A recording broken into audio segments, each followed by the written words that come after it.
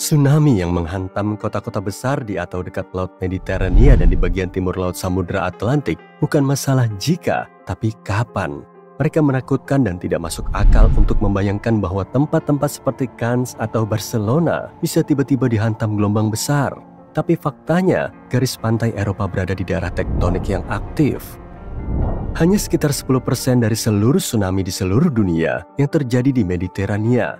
Dan setidaknya telah terjadi 290 tsunami di daerah ini sejak tahun 600 sebelum Masehi. Meskipun jumlahnya relatif rendah, fenomena ini telah menyebabkan banyak bencana dahsyat sepanjang sejarah Eropa.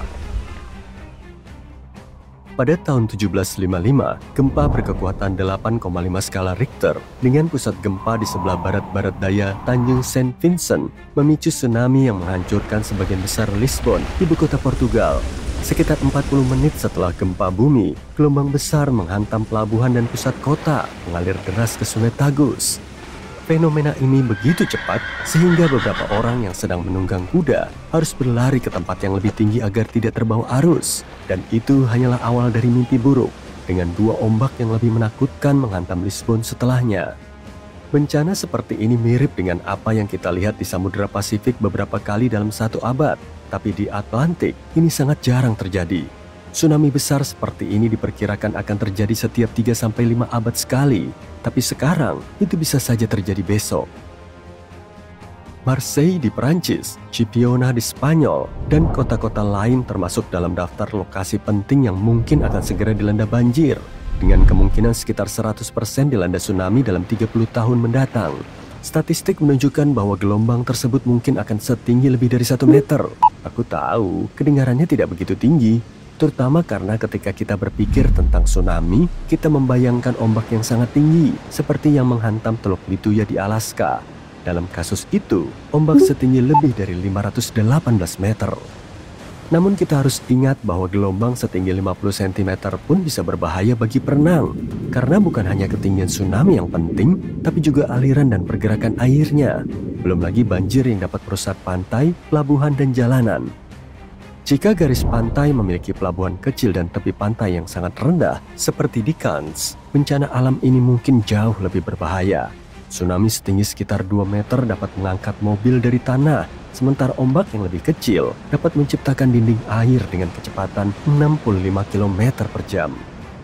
Ditambah lagi ada peristiwa-peristiwa kecil yang mungkin tidak merusak segalanya, namun tetap saja bisa menghabiskan banyak uang.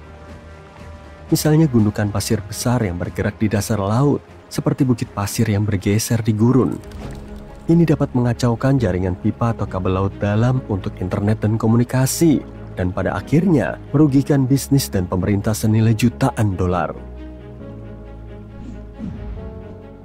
Itulah mengapa organisasi seperti UNESCO khawatir tentang kemungkinan tsunami berbahaya yang akan segera menghantam Eropa. Jadi mereka melakukan segala yang mereka bisa untuk mencegah skenario apokaliptik. Seperti yang terjadi pada tahun 2004 ketika gempa bumi di lepas pantai Sumatera, Indonesia, menyebabkan gelombang tinggi lebih dari 30 meter di masyarakat pesisir, mengakibatkan lebih dari 200.000 nyawa melayang.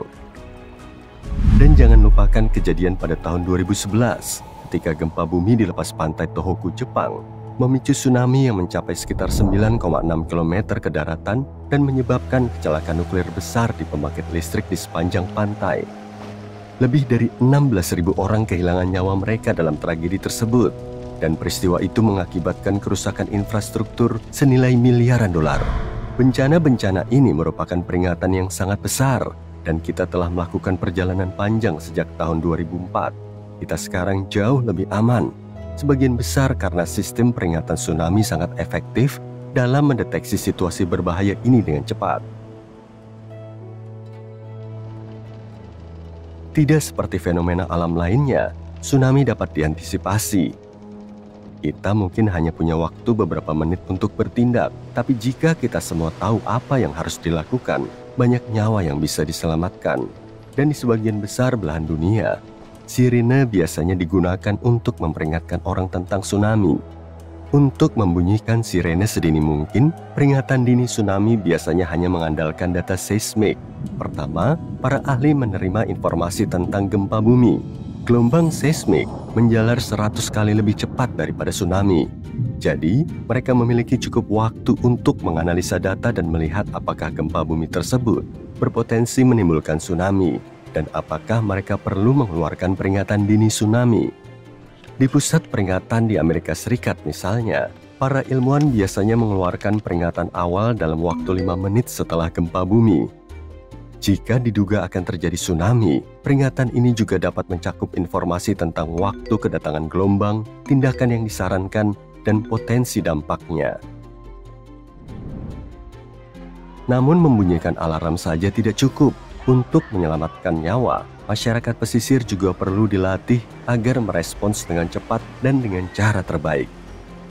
Itulah sebabnya UNESCO membuat program yang disebut Tsunami Ready, yang bertujuan untuk melatih orang-orang yang tinggal di daerah pesisir yang berisiko tentang cara bertindak jika terjadi tsunami pada tahun 2030. Idenya adalah untuk membantu masyarakat agar tetap aman dengan mengajari mereka cara melindungi mata pencaharian dan melindungi rumah mereka. Diakui sebagai Tsunami Ready oleh UNESCO, tidak berarti bahwa semua komunitas tahan terhadap tsunami. Tentu saja, ini lebih merupakan pengakuan bahwa mereka telah mengadopsi semua langkah yang mungkin untuk mengurangi risiko tsunami. Jadi pihak berwenang membantu masyarakat untuk mempersiapkan diri dengan memasang rambu-rambu evakuasi, membuat prosedur keamanan, dan membuat rencana untuk memperingatkan para wisatawan. Seperti Spanyol yang mendistribusikan rambu-rambu peringatan tsunami di sepanjang garis pantai, serta rambu-rambu yang menunjukkan rute evakuasi ke tempat yang lebih tinggi. Dan Spanyol sebaiknya bersiap-siap, hanya 7 tsunami yang menghantam negara ini sejak tahun 365. Jadi sulit untuk memprediksi dampak dari peristiwa semacam itu.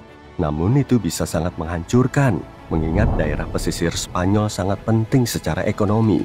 Ada juga zona bahaya di patahan Averroes di bawah Laut Alboran. Jika gempa bumi terjadi di titik ini, orang hanya memiliki waktu 21 menit untuk menyelamatkan diri dari tsunami. UNESCO telah mendirikan 12 pusat peringatan tsunami yang juga mencakup Eropa. Inisiatif ini melibatkan 5 pusat yang terletak di wilayah Mediterania dan Atlantik Timur Laut. Pusat-pusat ini dapat menyelamatkan ribuan nyawa karena mereka memantau gangguan laut selama 24 jam sehari, 7 hari seminggu.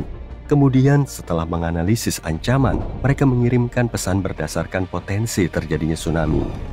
Skala intensitas berkisar dari tidak ada efek hingga benar-benar menghancurkan. Dan dengan itu, mereka memahami bahwa hampir semua bangunan batu bata dapat dihancurkan oleh ombak. Dan bahkan struktur beton yang paling kuat pun dapat mengalami kerusakan berat. Sejauh ini, kita lebih banyak membicarakan tentang tsunami yang disebabkan oleh gempa bumi di sepanjang pertemuan lempeng tektonik. Faktanya, gempa bumi telah menyebabkan lebih dari 80% tsunami sejak tahun 1900-an. Namun tsunami juga dapat terjadi akibat tanah longsor, letusan gunung berapi, dan bahkan hantaman meteorit. Para ahli juga khawatir bahwa dengan perubahan iklim saat ini, kita mungkin akan melihat lebih banyak meteo tsunami bermunculan di Mediterania. Tsunami ini dipicu oleh kondisi cuaca yang aneh dan dapat mengacaukan garis pantai yang memiliki dasar laut yang dangkal. Tsunami ini mungkin tidak sebesar atau seterkenal gempa bumi, tapi tetap saja bisa menyebabkan kerusakan properti yang signifikan dan membahayakan manusia. Sebagai contoh, pada tahun 2006, sebuah meteo tsunami menghantam pelabuhan Ciutadella di Pulau Menorca, Spanyol. Kapal-kapal pesiar saling bertabrakan dan kemudian terdampar di dasar laut saat air surut, mengakibatkan kerusakan senilai puluhan juta euro. Sayangnya, meteo tsunami di Mediterania cenderung lebih kuat selama musim panas. Jadi jika kamu berencana untuk menghabiskan liburanmu di Eropa, tetaplah waspada terhadap tanda-tanda gelombang yang berbahaya.